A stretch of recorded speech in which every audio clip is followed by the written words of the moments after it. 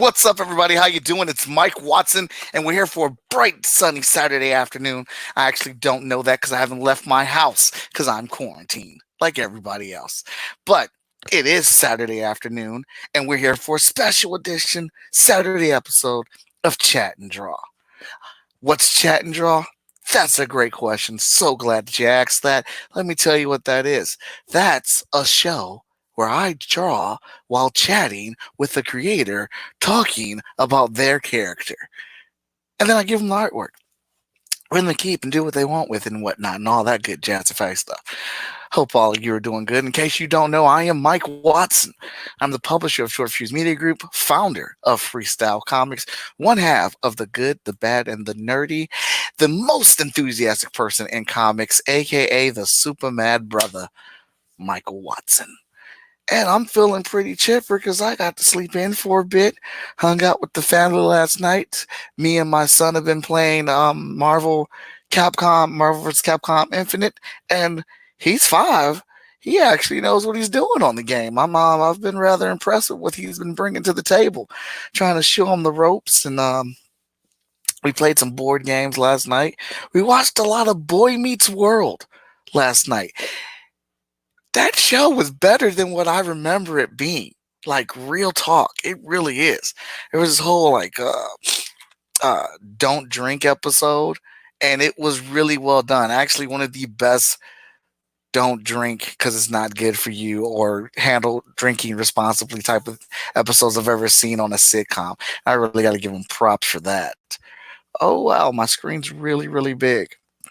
All right, so Chat and Draw has been going really well. I've been having a great time with Chat and Draw.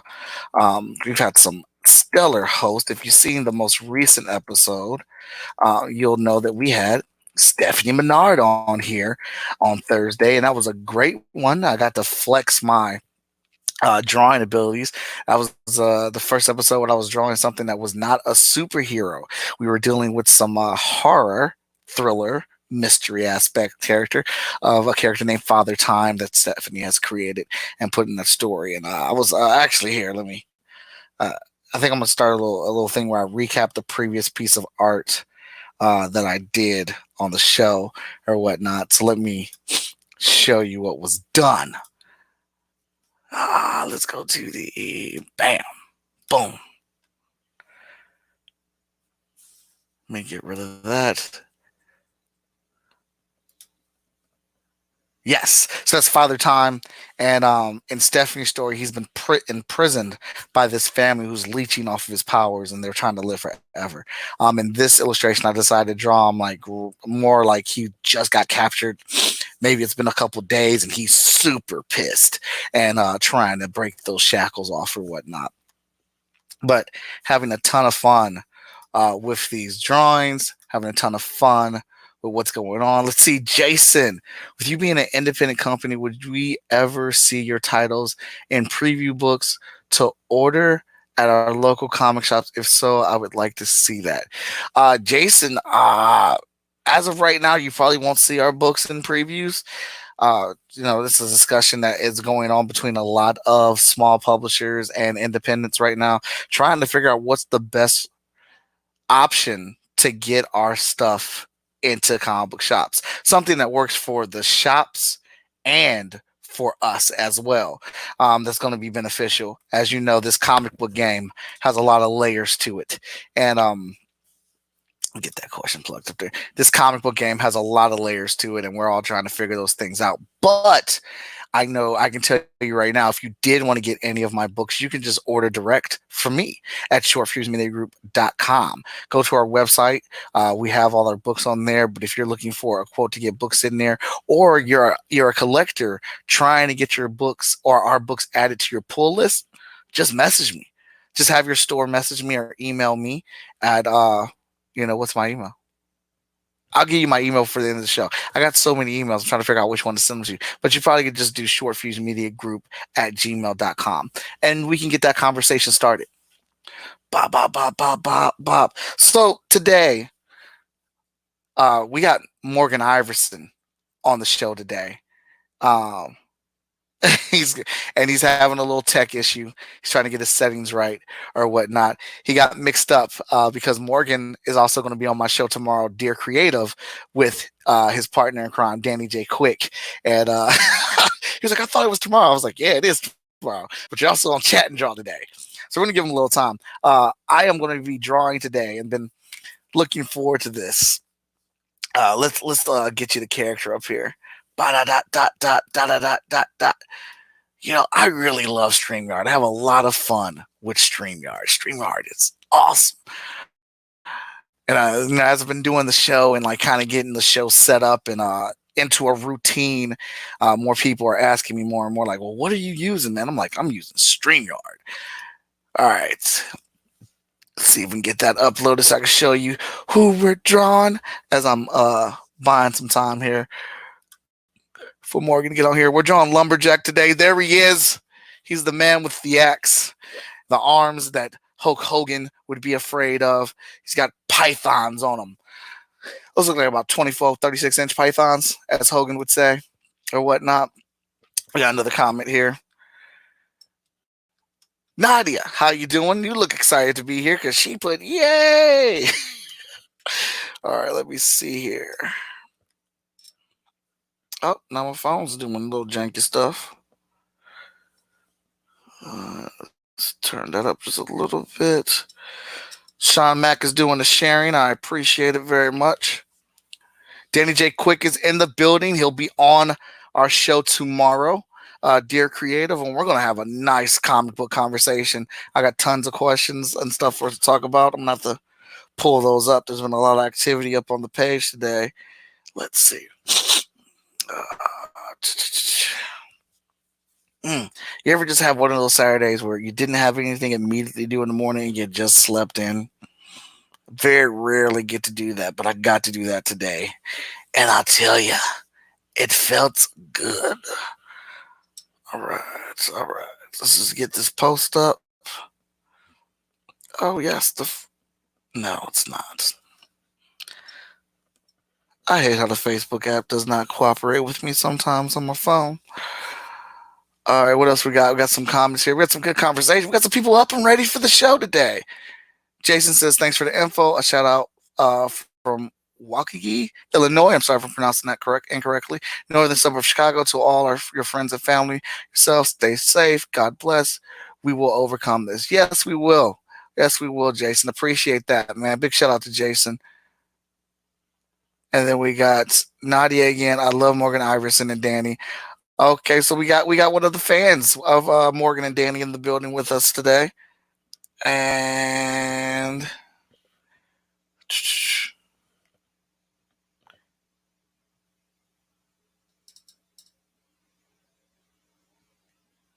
okay.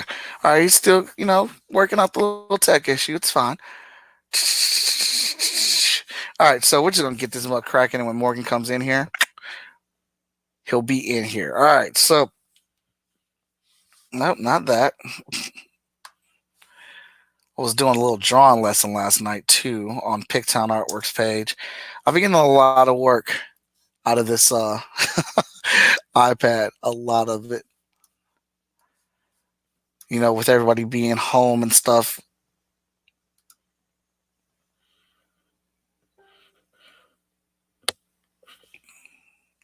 Where did my screen just go?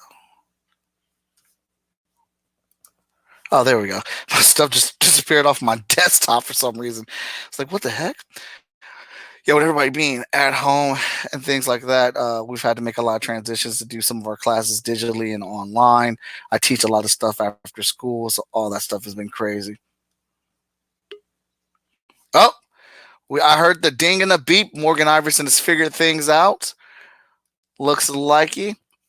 Let's get him in. Wait, let's oh, I moved a little too fast. We got to do our traditional introduction because it's a part of us. And I love it because I'm such a geek. Here comes a new challenger. Can you hear me, bro? Morgan Iverson, everybody. Yeah, we got you, man. Oh, okay. Thank God. How you doing? I don't know what was making it so hard, but that mess is crazy. Oh yeah. I kind of figured that you might have thought it was just tomorrow. Yeah, tomorrow you and I Danny are did. on Dear Creative, and then it's you today on Chat and Draw. Hey, look, I'm down. I was thinking about yesterday because me and Danny were together yesterday, getting ready to do we had to shoot a video for um like the we did get ready to do a Kickstarter, and we were shooting the video to do like the explanation video and stuff like that. Uh huh. So like we had talked about, you know what I'm saying, that we know we got to do the show tomorrow. So I literally shoot, I forgot I had the honor. That's good. No problem. No problem. No problem. So Morgan, tell us about Yeah. LumberJax. Lumber. Well, LumberJax is a um. I don't know if I will call him a hero yet. He he has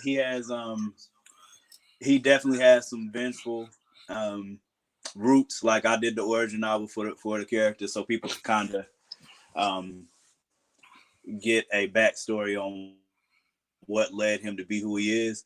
But he's very much so driven by justice. By any means. That's why I named the first comic, you know what I'm saying, by any means, because like justice means different things to different people. You know what I'm Mhm. saying? Right. Especially based on your circumstances. You know what I mean? Like if you're I mean, like I think a really awesome paradox in America that we see on a daily basis is like the financial systems and white collar crime versus, you know, somebody to steal somebody at 7-Eleven. You Hmm. know what I'm saying? Like if you steal somebody at 7-Eleven out of necessity, then you know you go into prison for as long as they can throw you in there. But white collar crime, you can steal billions of dollars, and it's not seen as nearly as offensive. It's not even seen as a crime, really. You know what I mean? Hmm. So depending on what angle you're approaching justice at, you know what I mean, unless you're a moral person, you know, you don't see justice in the same way as somebody else. So one of the things that I wanted to explore in that first comic was, you know, asking people that read it, what is justice to you? Like I'm giving, you're pretty much watching the creation of a villain, and how Jax deals with it, how you, and then I want people to ask themselves, how would you deal with it, and whether or not a person's wrong in the first place. So I mean, he's driven most by justice and wanting to, and trying to stand up for people that are being relegated and picked on and done and had all kinds of crazy stuff done to them just because somebody thinks that they can, kind of, you know what I mean? Yeah. uh, Yeah. but he's also on a spiritual quest as well, because he, as a character, he was um, he's originally from Ethiopia. um, Yeah. he's a refugee to New Orleans from Ethiopia, and he's actually the prince in Ethiopia. But the country was, when you read the novel, you find out more backstory. But um, there were some things that took place that caused him to have to leave, and he, before that, he lost somebody that was close to him that kind of made him lose all of his faith in, you know, what he believed in his spiritual capacity, like believing in God or anything like that, because he just, seeing his rock die was, you know, something that he couldn't fathom. You know what I mean? So he didn't handle it too well. Then he went through a whole lot when he got to America and New Orleans, and he's been in a crisis of struggle. But you know, his rock told him that he had a destiny. You know what I'm saying? He has a destiny. He has a purpose for his life, and he has to accept it. The world needs him to accept it. If he doesn't accept it, then he can't be there for the world when they need him, because there's something to coming, and there's forces that play on Earth now that are not good for any of us.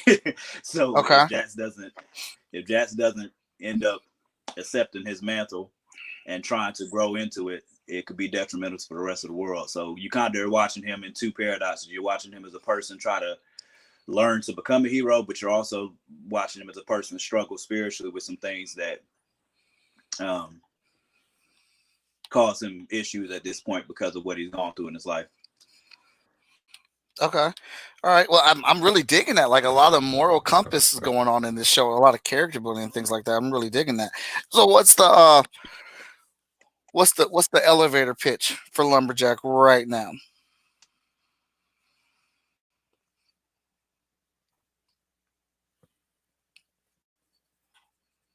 can connect with and follow because he's not perfect. He's a flawed character, just like we're all flawed people. He wants to do the best. It's not like he's a jerk neck. He wants to do the best that he can. He wants to stand up for people. He wants to do the right thing.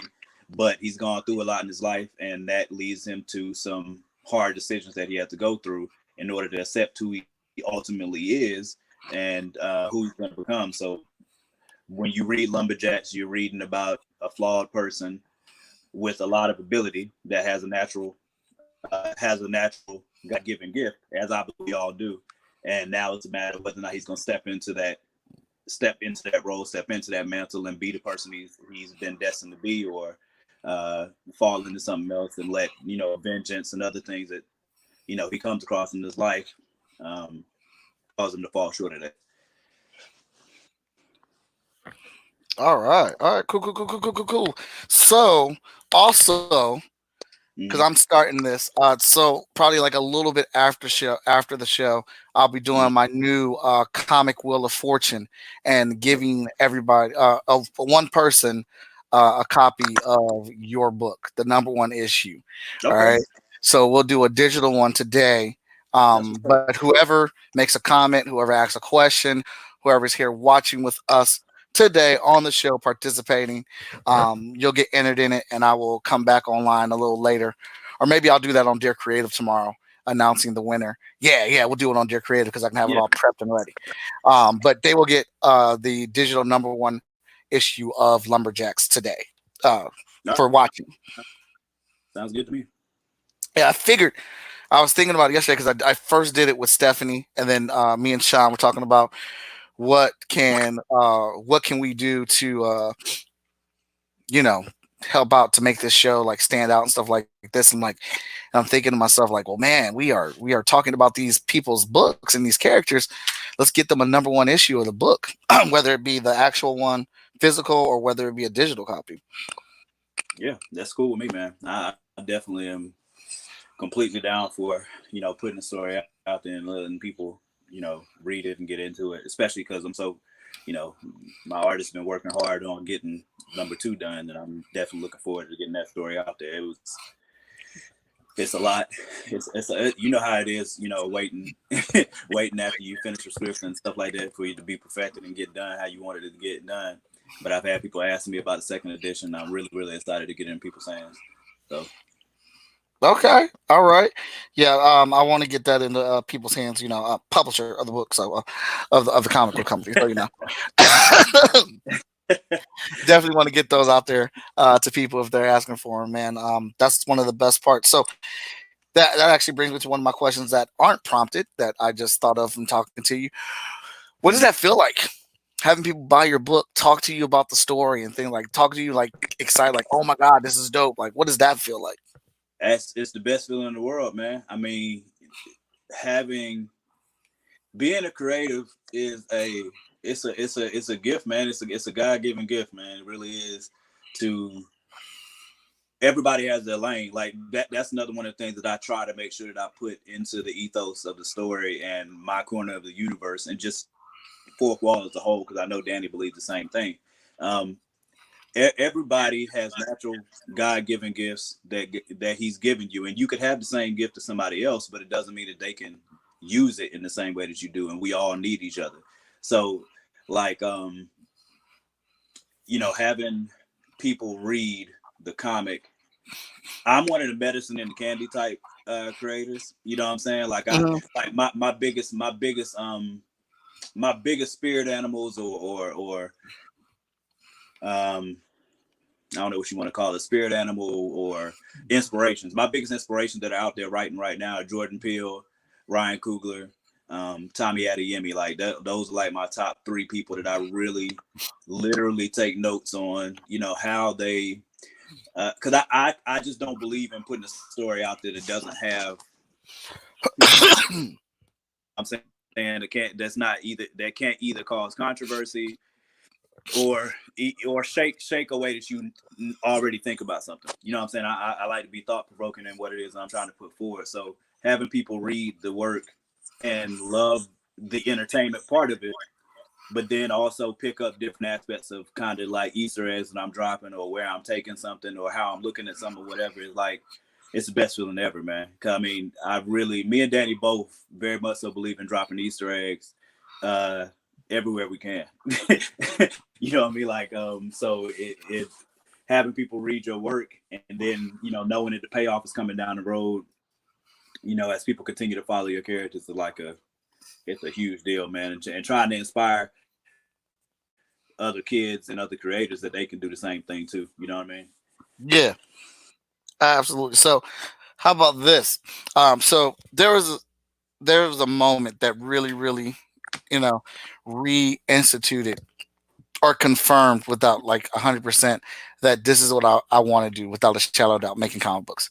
Um, I Mm. think we froze, or my screen froze up. Yeah, it did. But I'm gonna keep talking. It looks like you still hear me. Um, I and about it to was say, this yeah, kid. I can still see you. It's in this kid who kept like we were at this event, and my nephew brought this his friend over to meet me, and was like, "Yeah, this is my uncle's book, Hot Shot, and it's really cool." And this Mm. kid gave me $5, bought the number one issue.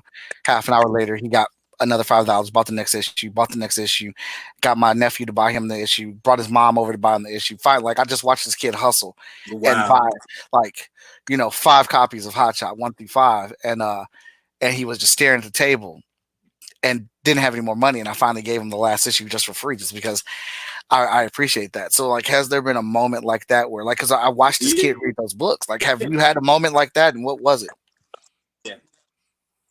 Man, I've had two major moments like that.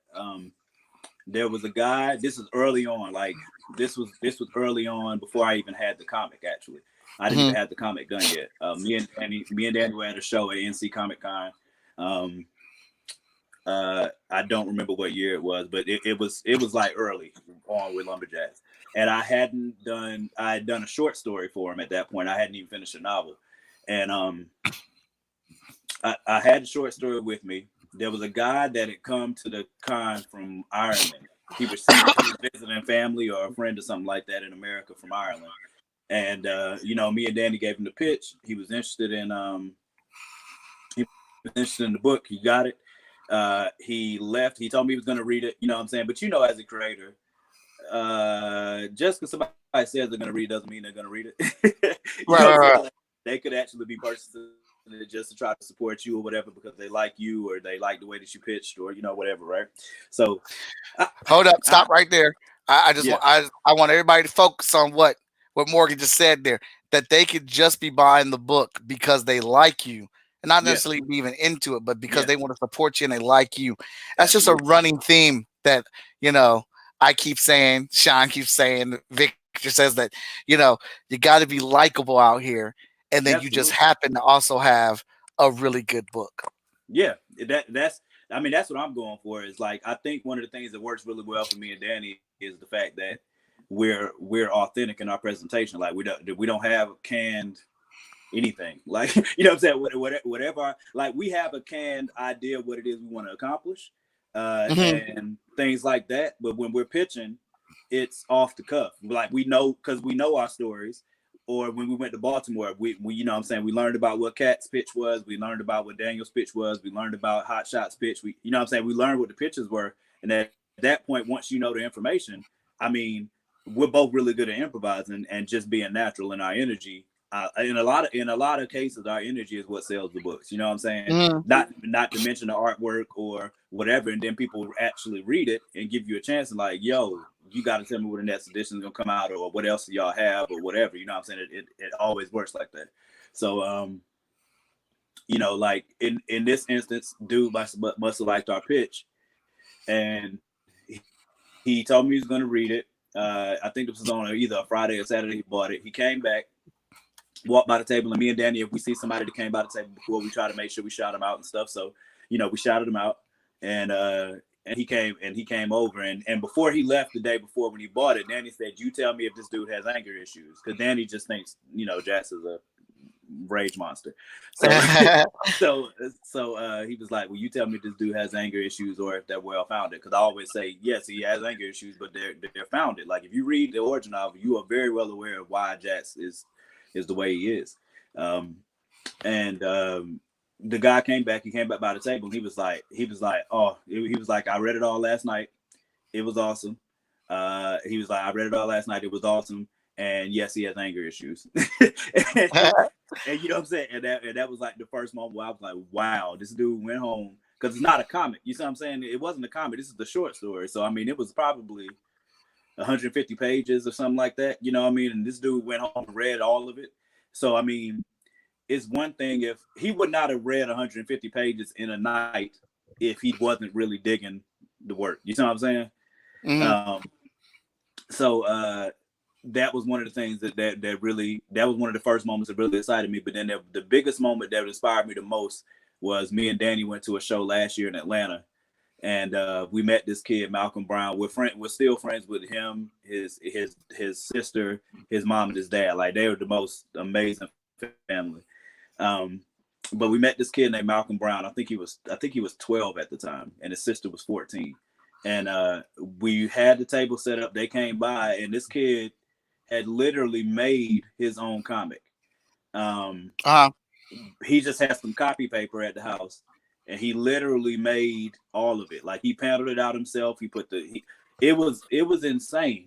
You know what I'm saying? Like, we went live. That live is still viral now because we went live about it, because we were like, this is insane that this kid is 12 years old and he made his own comic.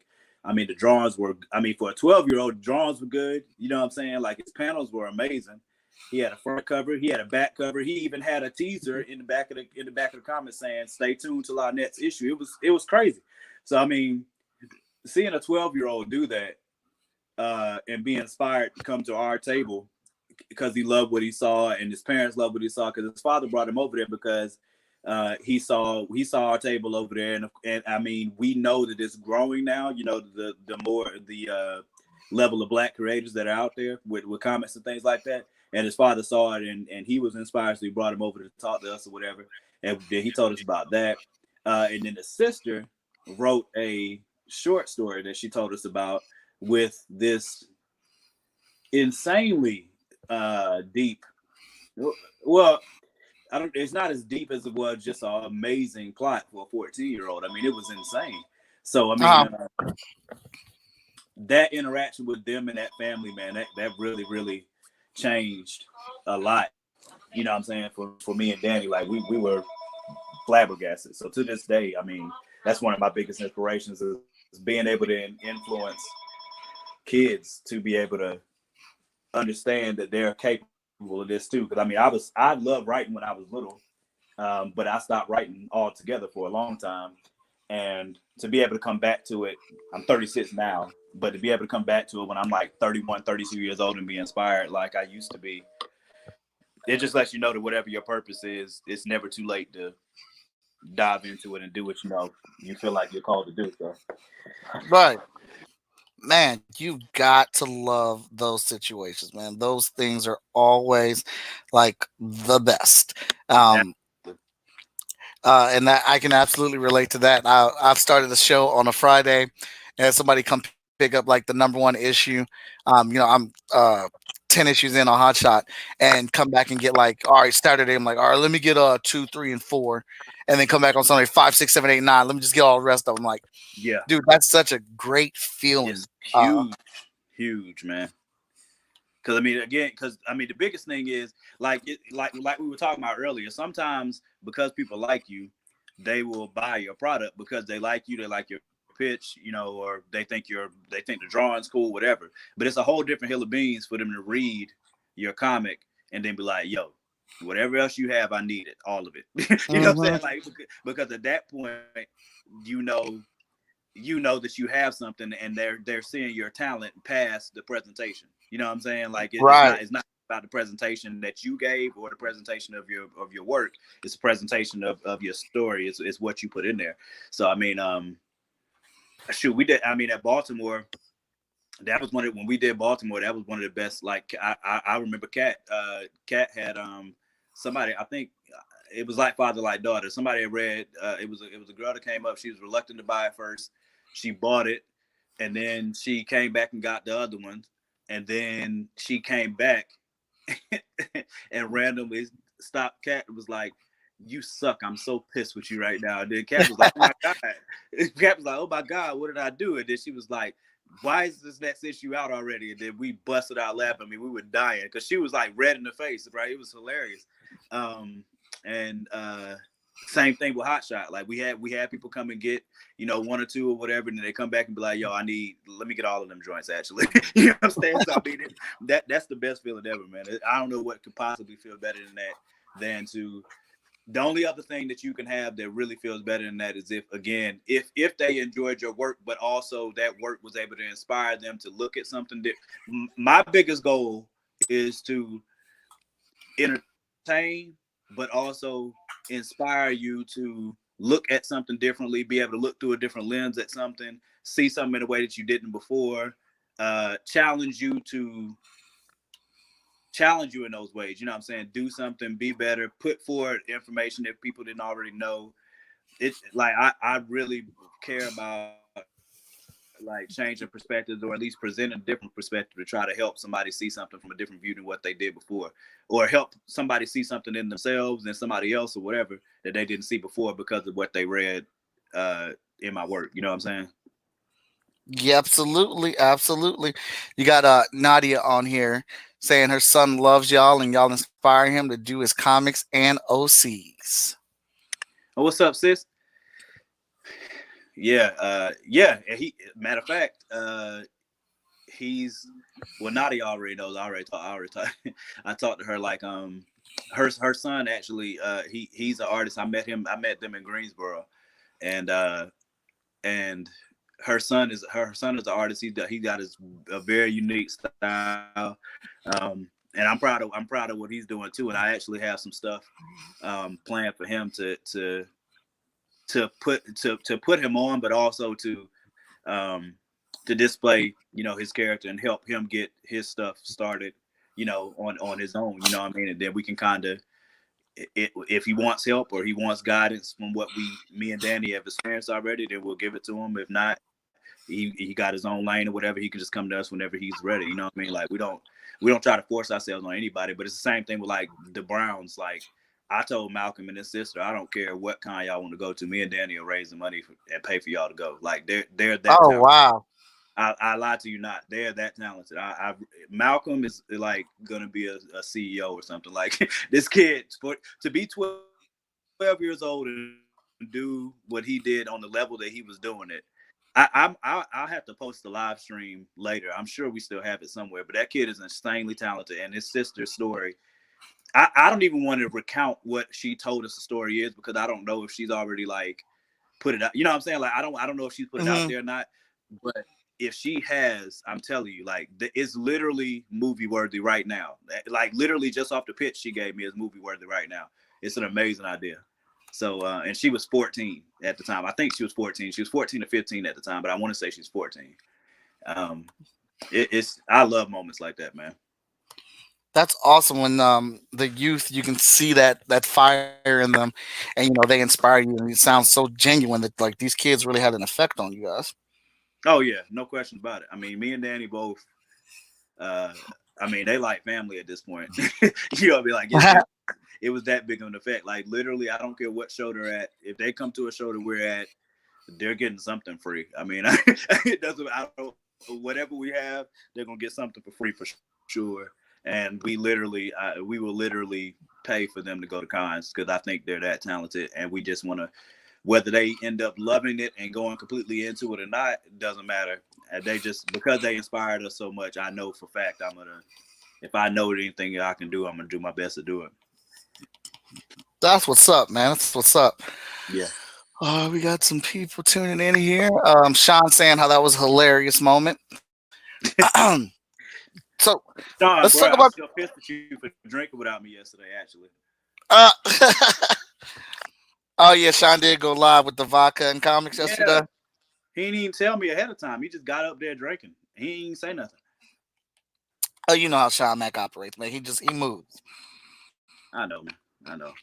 So let's talk about the landscape of lumberjacks. So what are we? Do we have a main adversary form yet? Has that been introduced or anything like that? Or are we just dealing with some randoms?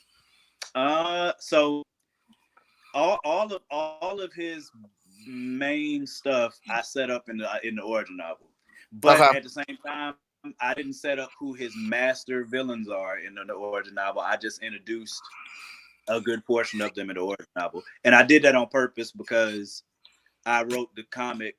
I wrote Lumberjacks #1 to be what's the word I use? To assume knowledge. So like Okay. when you read the first comic, the questions that you have are all answered in the origin novel. You see what I mean? Outside the stuff that's Hmm. getting ready to go take place in the next story. So I did it like that on purpose. So I mean, his chief villain, I would say is I would say it's Francis de Maurier. He's a pharmaceutical. He's a ridiculously wealthy pharmaceutical company head in New Orleans. But the reason I would say he's probably the biggest villain is because de Maurier is almost a direct foil of Lumberjacks because de Maurier also has a calling and a purpose that his family's been trying to prepare him for generations. Hmm. Uh, the the Caduceus staff that he holds in the picture that I had done for him by Robert Nitz, the incomparable Robert Nitz. Um, Hmm. the Caduceus staff that he's holding in that picture is actually a family heirloom. It's been passed down from generation to generation, and Francis de Maurier is supposed to have um, a power that he is supposed to inherit and use, but he is also like Lumberjacks running from it to a degree because De Maurier is very scientifically inclined, of course, because of the amount of money that he has, and also it's made him a lot of money, being a Hmm. scientist. So trying to look at things through a spiritual lens, he feels like is nonsense because he doesn't need it. Okay. The spiritual side of everything didn't bring him his wealth. It didn't bring him what he has. It didn't bring him anything that he has right now. So he doesn't, and he feels like it's just silly to be believing in or doing those things that his family did. So he's kind of like he's pretty much Jax on a different spectrum, um, and that's why I would say so. Of course, their legacies will collide throughout as the comics continue to expand. But de Maurier also has his hands in so much in the fourth wall universe that's another thing that makes him a chief villain. Um, in the origin novel, Gutshot is probably his chief villain because for people that don't know Gutshot from Danny with Ace Blade's biggest villain is Gutshot in Las Vegas, and he actually the origin novel, all of our work ties over. So Okay. Lumberjack's story is directly connected to Ace Blades. Ace Blades is connected to Lumberjacks. Like it's all tied in. So Gutshot ends up being one of the big villains for Lumberjacks in the novel. The Preacher from the podcast, The Preacher is probably people's favorite. It's between him and Trespass for the favorite villains. Um, but yeah, I mean the major villains that you see the most in are The Preacher and Trespass. There's some more out there that you meet. There's one named Conjure. Um, that is a big one. Boa, Chaos, um, Animus. The villain that you watch be created in Lumberjacks #1 is her name is Animus. Um, so yeah, I mean Lumberjacks has a lot of villains, and again, but also he has villains that cross over with Ace Blade, King Supreme, and all the rest of that stuff because the universe that we have and where we're going with the universe is pretty big. So like we literally probably had like 10 years worth of stories to do. It's just a matter of actually, getting them done. You know what I mean? Getting them out there. Uh-huh. All right. Well, that sounds awesome. So even talking on that, let's you and Danny have a podcast or two called Mm-hmm. Villains. Yeah. Yeah. And then what are you guys doing? You guys about to get ready to launch season 3? Yes, sir. We had a Super Shorts podcast, and we just got done recording season 3. We're getting ready to launch a Kickstarter for season 4. We haven't decided whether we're going to expand season 3 or if we're just going to go into season 4. We'll kind of let our listeners have input on that too. But yeah, so we started the Super Shorts podcast primarily because in the beginning it was just to keep our writing sharp in between comics, because I mean, you know how much time it takes to produce a new comic, especially as an indie creator. So Right, right. and we didn't want to just have people languishing waiting for something else from fourth wall, so we started doing the short stories. And then we also wanted to use it kind of like as a spine to the universe, kind of like what Agents of Shield ended up being to Marvel. You know what I mean? Like having a go between that ties things in and stuff like that. Because one of the things that's a theme for us in fourth wall is that everything's connected. So Mm-hmm. if you see a short story from us, if you see um, a short film, if you see the podcast, if you listen to a podcast, if you read a comic, the novels, anything that we produce is connected in some way, shape, or form. So, and there's Easter eggs throughout everything. So, in the Super Shorts podcast, it started with us just trying to, keep our writing skills sharp, but we didn't know whether or not we were going to actually turn it into something. So season 1, you can, and when you listen to the podcast, you can tell season 1 we were kind of just experimenting. Like we literally have episodes we were like, yeah, I don't even know if I edited this. Like, you know what I'm saying? Like, you know what I'm saying? Because at the beginning, it was just more so me and Danny doing it for ourselves, and then we decided to post it because it was like, well, if somebody wants to read or listen, then they could just watch us evolve if this does become something. By season 2, we were like, okay, all right, nah, we really got this. This is cool. This can really push the universe forward as well, and people are listening, which we were surprised at. So the fact that people were listening in season 2, we decided to dedicate the villains, because think I don't think it's possible for you to have a good story without having a good villain.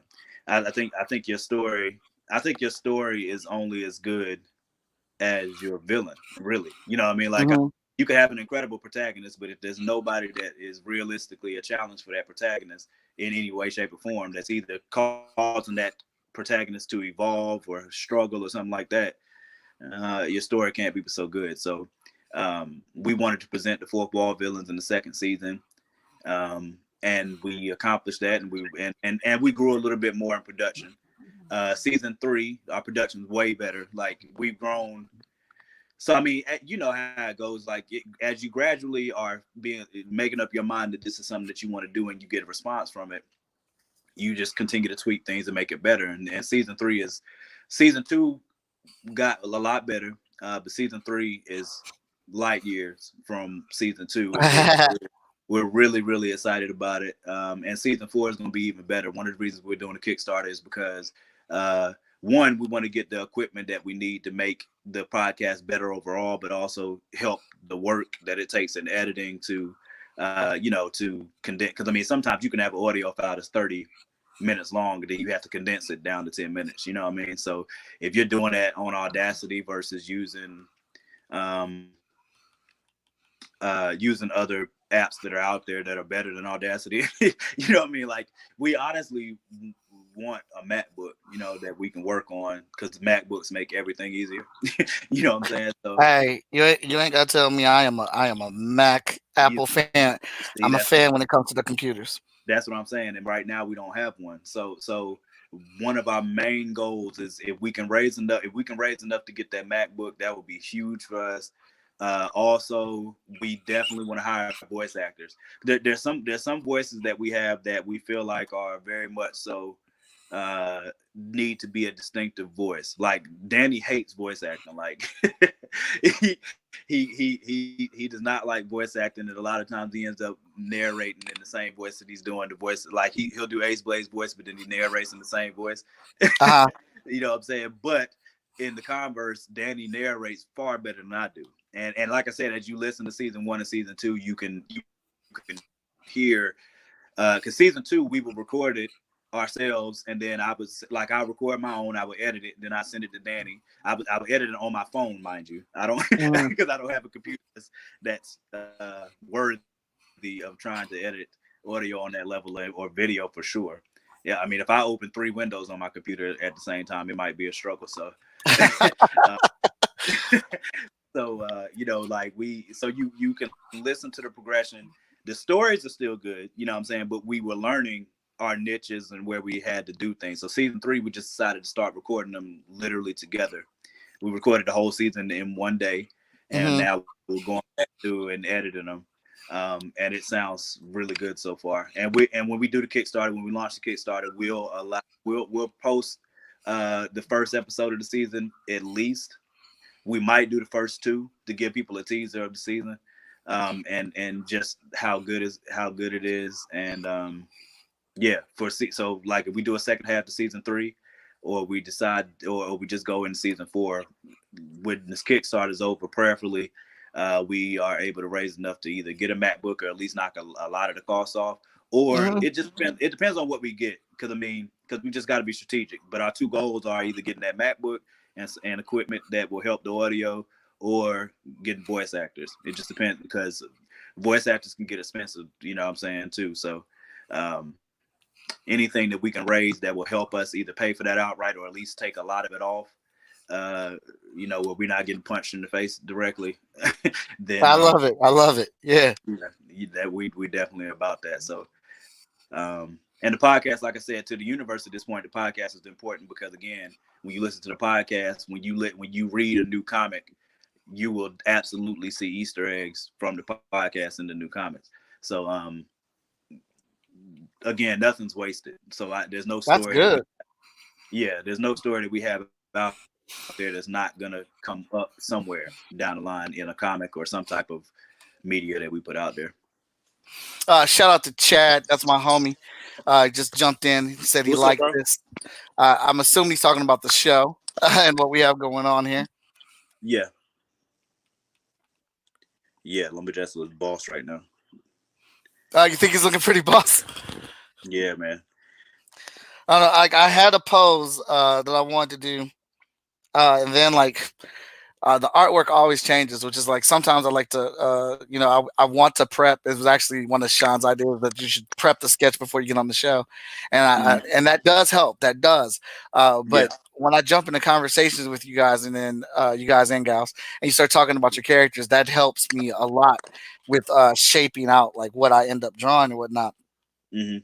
Because you were definitely saying some stuff about lumberjacks that I was really connecting with. And I was like, oh, let me kind of change this up here. Hey, it looks dope so far, bro. I mean, I seen your work, so I already know it's gonna be amazing once I'm done, and I'm gonna want it immediately. But, but I mean, yeah, that's another thing that I don't think, because I'm a writing creative, writing, and at some point, I mean, me and Danny doing directing and stuff like that for short films, and hopefully, feature length films at some point. Um, because that's the lens that I used, and God did not bless me with any drawing skills whatsoever. Uh, uh, I love seeing artists. That's another really big inspiration, actually. You know what I'm saying? Is getting your character done by an artist, and then seeing an artist that loves the look of your character and wants to do their own version of it. Like, that's a huge. I love fan art. So having an artist of your caliber doing lumberjacks is already a huge thing for me. I don't take anything for granted. So um, I'm definitely looking forward to the finished version So thank you very much, man. I appreciate that. all day.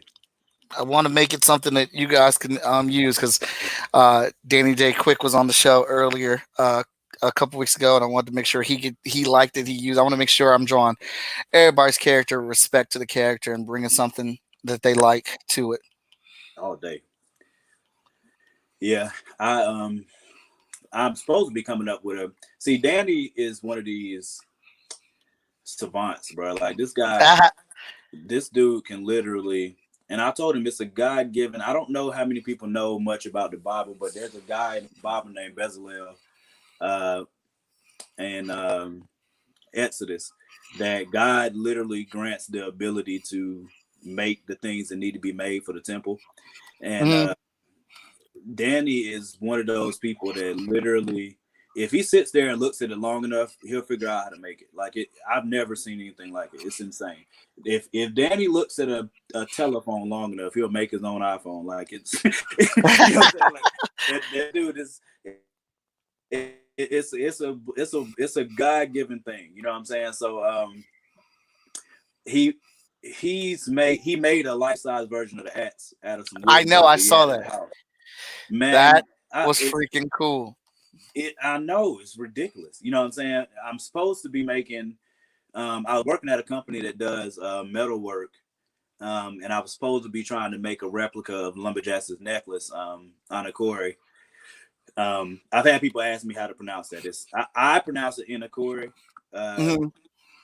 uh, I'm talking about his necklace. I pronounce it Inakori, but I mean, if you say Anakori or whatever, I don't care. You know what I'm saying? But I'm supposed to be making a replica of Jax's necklace so that when I go to shows, I can wear it. I mean, I'm obviously not 6'8", so I can't come as Jax, but you know what I'm Hey saying? man, there's no judgment in cosplay, man. Uh yeah, you're right. Well, see, but we met Richard Allen Blake. I don't know if you is that my dude's name? I think that's his name. Uh if it's not, I'll have to post it later. But man, that dude is huge. Like we met him at Baltimore's Con, and this dude is literally like middle-aged version of LumberJax. It's insane. Like he is literally 6'9". He's huge. Like he's got to be 330 or something. Like, you Mm. know, the dude. And we got a picture with him holding the axe. And the axe, like I said, Danny made it life size, so the axe is 6'6". You know what I'm saying? This dude still, it's crazy, bro. Like Mm. so I'm trying to get. I still need to get that done though, because I do want to get the necklace made so that I can wear it places and cosplay to some degree. I have Mm. to get back in shape in order to do that fully, because Jazz is obviously far more ripped than I am. But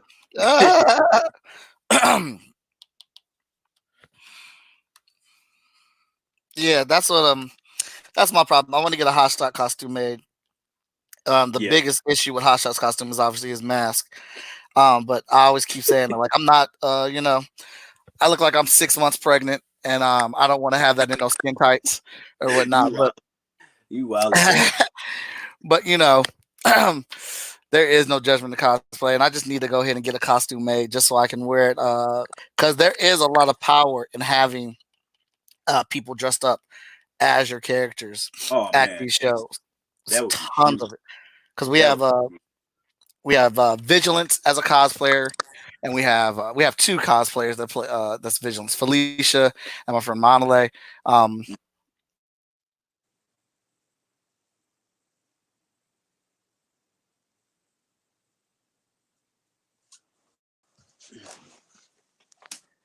costumes. She's Iron Smith. She comes out to a ton of the shows with us or whatnot. I've been trying to get a Titan cosplay made and a Marky cosplay made. But I just need to go ahead and bite the bullet, man, and put on one of these skin tight suits and just say F it. hey, I'm telling, like I'm really thinking about it, bro. Danny did it. If Danny got an Ace Blade costume, I can surely get into uh the LumberJax one. I mean, and I got to get back in shape anyway. So I mean, you know, it's another excuse for me to get back in shape. It should be anyway. Yeah, whatever we need to get us going here. Yeah. All right, so we've talked about a few different things. Oh wow, we're coming up on 56. I need to kick this up some. All right, what would Lumberjax's favorite movie be and his favorite food? Favorite movie for LumberJax? Jesus. Um, I don't know, bro. That's a good question. I would think. See, the easy way out would be for me to say Malcolm X, because because of the by any means. But Mm. but I really don't know. That's a really good. Maybe Gladiator. I mean, Oh, okay. Gladiator is one of my favorite movies. Um, Gladiator will probably be a good one because Gladiator is one of my favorite movies. Not so much because of um the action is good. The action is really good in there, but it's the story and the acting, because Joaquin Phoenix is amazing. And I knew that, from when he played Commodus, long time ago. That was before, We on Night and the other movies that he's done that have already solidified him as a acting god. But even before Joker. And then um but Gladiator, the story of who Maximus is. I think Maximus's name is one of the best names that's ever been created for anything. Anything? Anything. Maximus Decimus Meridius. Come on, man. That sounds like when he came out of the womb, somebody should have put a crown on him and let him just walk around buck bald. He don't need he don't need no diaper. He just need to walk around butt naked with that crown on. Like just because your name is that boss, that's crazy. Um, when the You, revenge season returns, I'm killing y'all with the cosplay that I'm developing right now. I don't believe you, Sean. You ain't even tell me about no free. You ain't even tell me about the drinks yesterday, bro. I don't want to hear ah, um, you brought up Gladiator, and it made that. me instantly think like he's a great villain. Yeah. He's You an talking about comedies? absolutely great villain. Yeah, in Yeah. that He's movie, amazing. but he completely complements Maximus. Exactly. They Exactly. don't overshadow each other. Mm-mm. They are equals. And at the end of the day, you still want Maximus to win. Yep. So it made me think about another discussion I got into on this show about Joker in Dark Knight Rises or Returns, The Dark Knight Returns. Yeah. That's Joker's movie, man. He Yeah. completely overshadows Batman, and I don't want Batman to win. I look. I'm with you. I think the greatest villain that's ever been created is the Joker. I mean, I don't think you. I don't even think. I don't know how you could. And the thing that makes me say that is because like Thanos is also one of the best. Um, but the reason I give the edge to Joker is because Joker does not have any powers. You know what I'm saying? Yeah, yeah. He has no powers, and he still is a monster. And you never know where he's coming from, what he's gonna do, or whatever. And he's definitely had some of the best actor portrayals of all time in acting. I mean, Heath Ledger's Joker is still legendary. The I struggle with. Somebody asked me not too long ago who the best version of Joker was, and uh, that's a really hard question. I mean, actually, like if you watch all the Batman movies, Jack Nicholson is amazing as Joker. Like I forgot how amazing he was till I went back and watched it again. Jack Nicholson was amazing. Heath Ledger, I mean, you won't even say that about that. And then Joaquin Phoenix was amazing.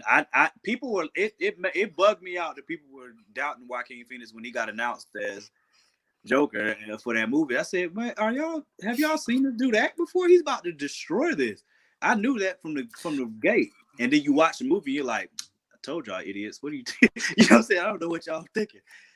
Yeah, I never doubted Joaquin Phoenix's acting skill. I knew he was gonna crush that Joker role. Yeah, I just didn't know. I'm just not a fan of that Joker movie. Like, yeah, despite I, the good direction, his amazing acting and all that stuff, but it was without a shadow of a doubt that Joaquin Phoenix was gonna kill that role. yeah. And that's what I'm saying. I just don't think, and like the Commodus how Commodus is pretty much the foil to Maximus is exactly what I'm doing with LumberJax and Demorier, because they both have the same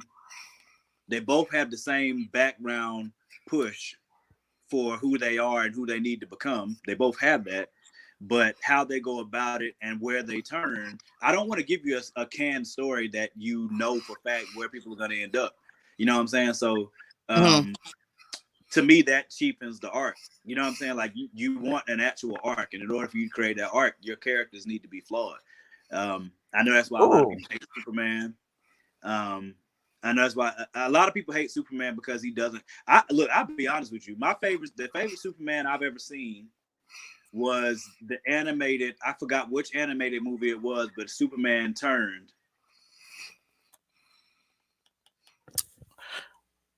Lost your sound. Can y'all hear him? Because I can't hear him. Mm. Can somebody let me know if you can still hear us? Because I can't hear him on my side.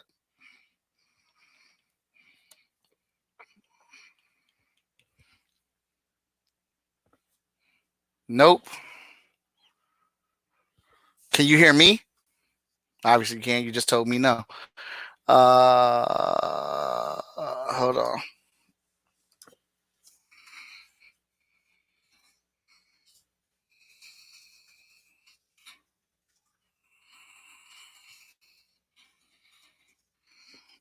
Sent them a private message. Trying to tell them to log out and log back in.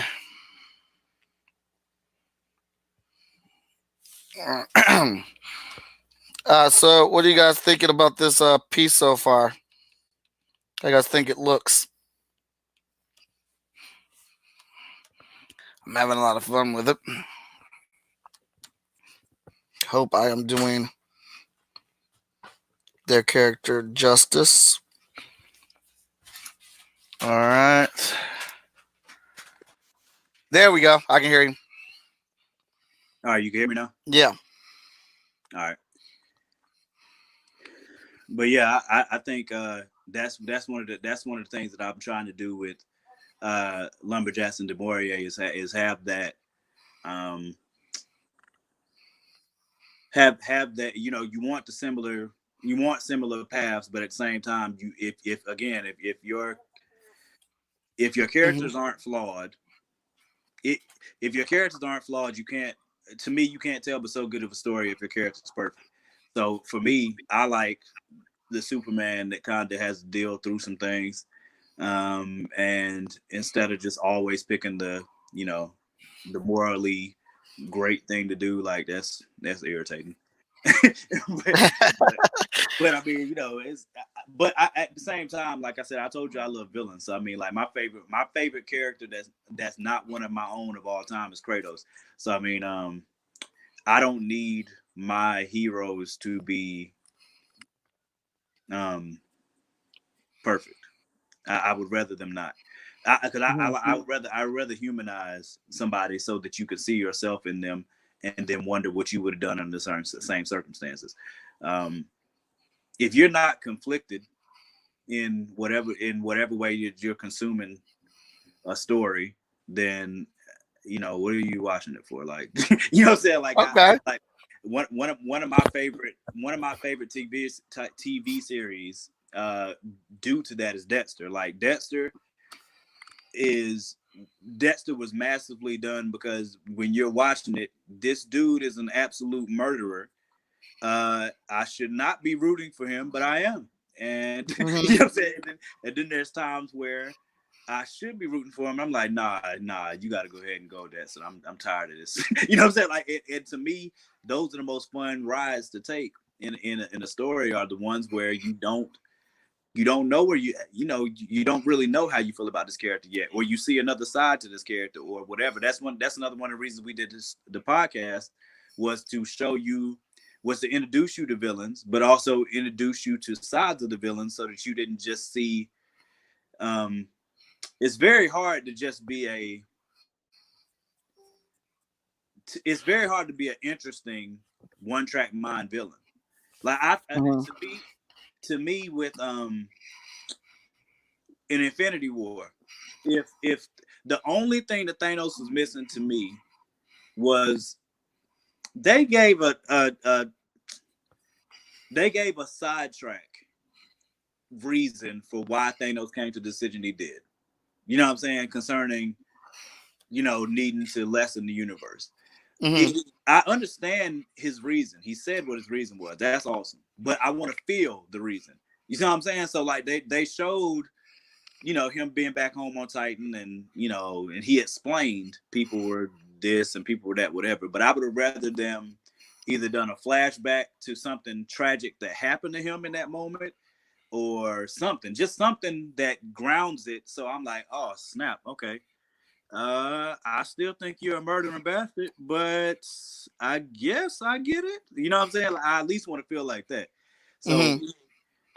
I mean, I don't know. I know people have different thought processes on stuff like that, but for me personally, I want to be conflicted by my character, whether it's the hero or the villain.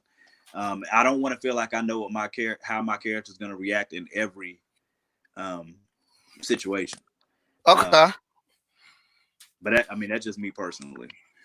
But it also keeps the story fun for me as a writer because a lot of times like I can know where something's going in my head, but when I start writing it, it comes out different.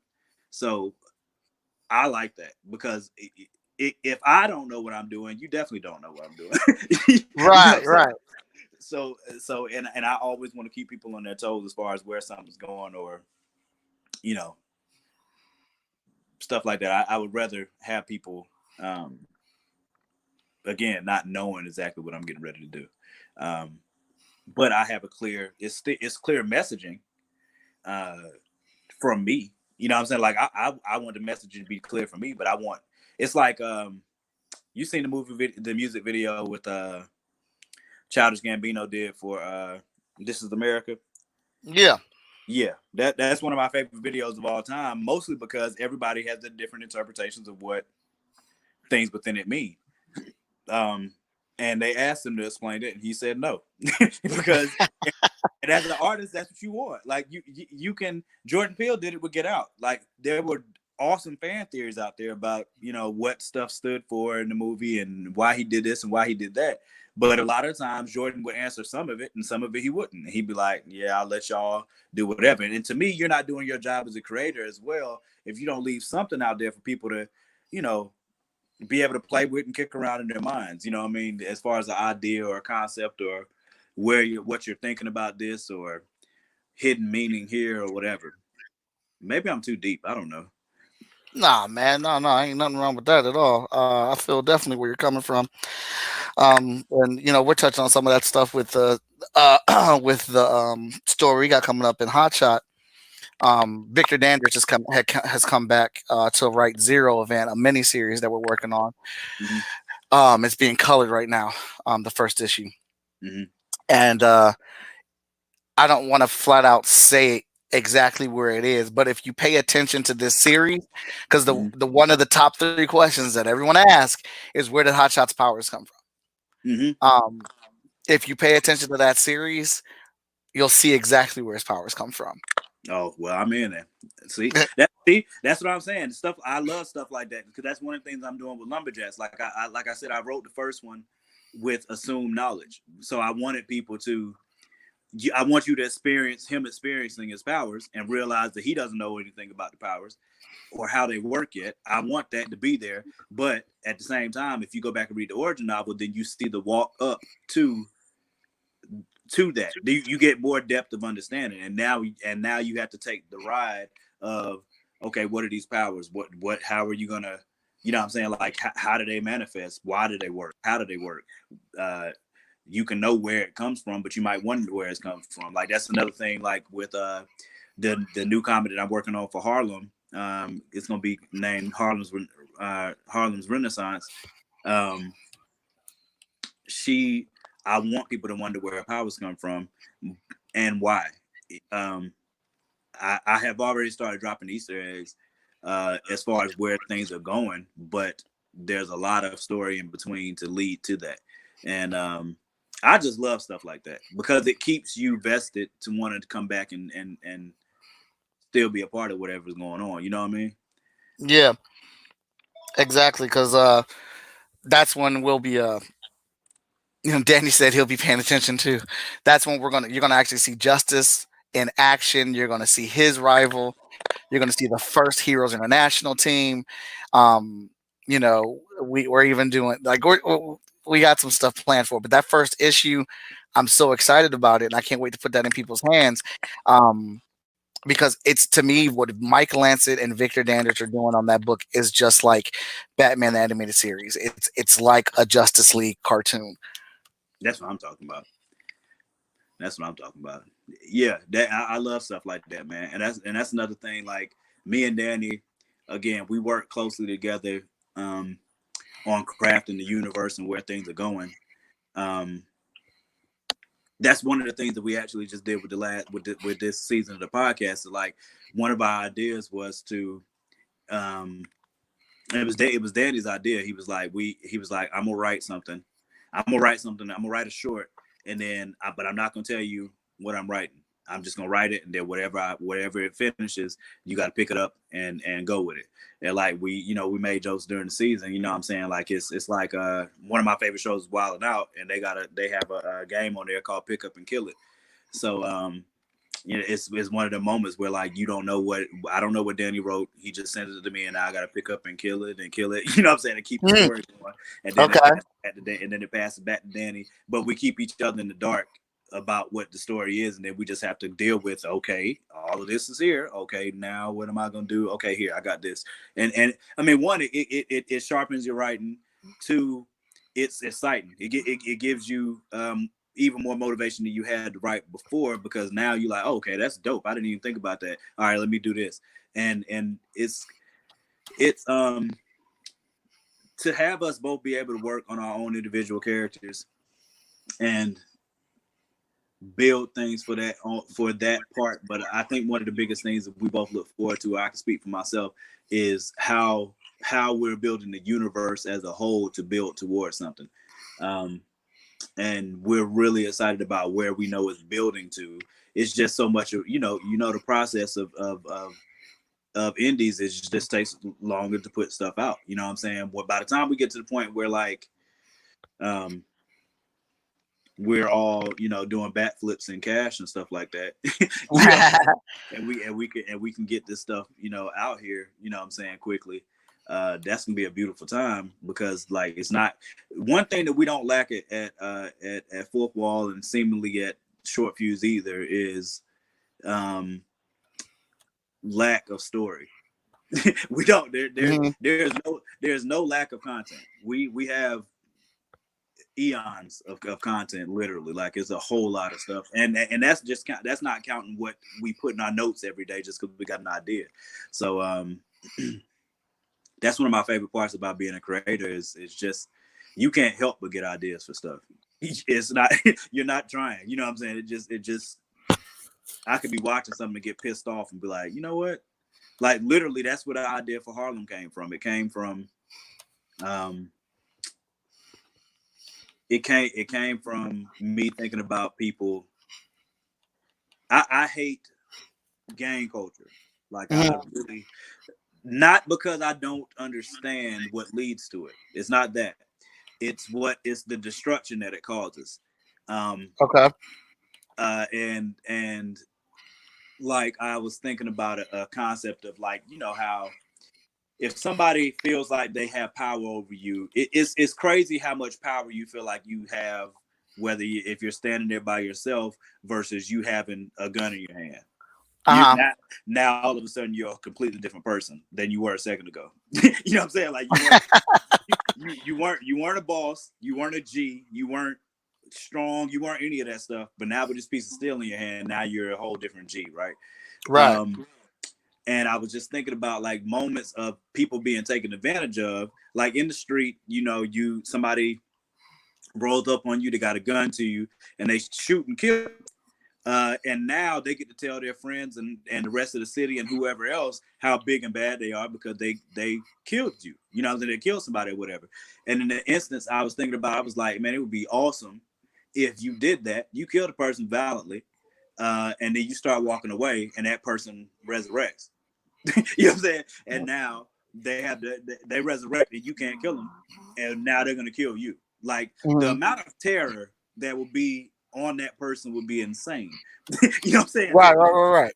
All of the power that you just attained a second ago and used is now moot. And now what are you gonna do? And in that situation, you're not gonna apologize. You're gonna try to fight back, and you're gonna die in the process. So, like, literally, my first inkling of a thought for the character of Harlem was that, and then the rest of the story came from just other places. I don't even know where. You know what I'm saying? and now she's a part of the universe, and we'll be rolling that stuff out too, especially with LumberJax. Um, yeah, it's I like I said, man, I love being a creative because again, you don't have a say in the matter of whether you're going to create. Like writer's block is temporary. You know what I'm saying? Like Mhm. there's no way you could be a creative and just go through permanent writer's block. That's not possible, man. You know what I'm saying? Like you can go through it for a minute. You know what I'm saying? Like for a period of time, but there's no way that you're not inspired by something that makes you want to create something as a creator. You just can't do it.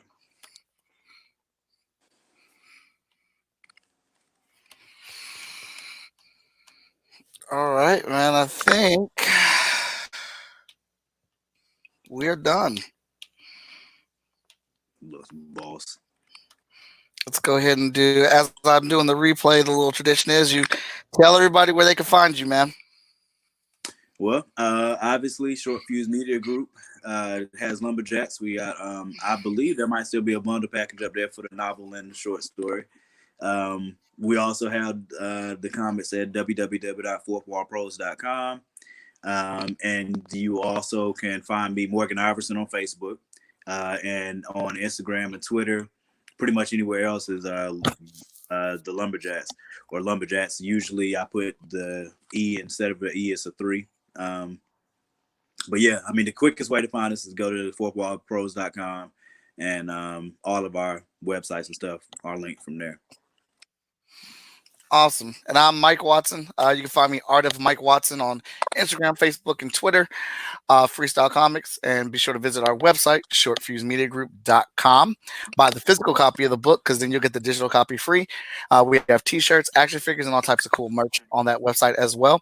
If you're following and watching on YouTube, please give this YouTube a subscribe, a like, a follow, maybe even a dislike. Let's have a conversation about it. No, it could be no dislikes. No dislikes. We're comfy. Well, I've had tons of fun drawing lumberjacks.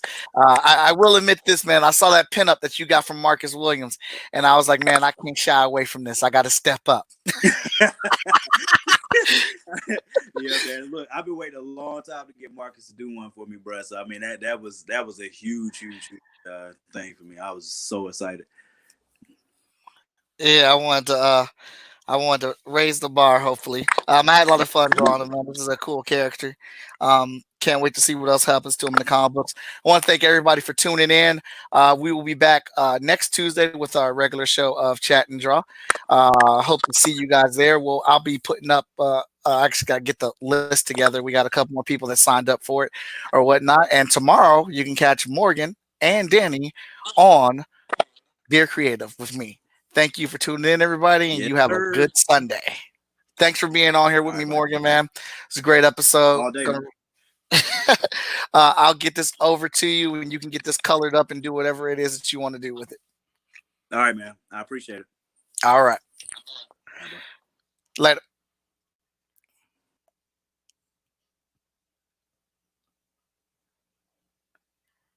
Okay, looks like I froze up. Okay, there we go. And broadcast.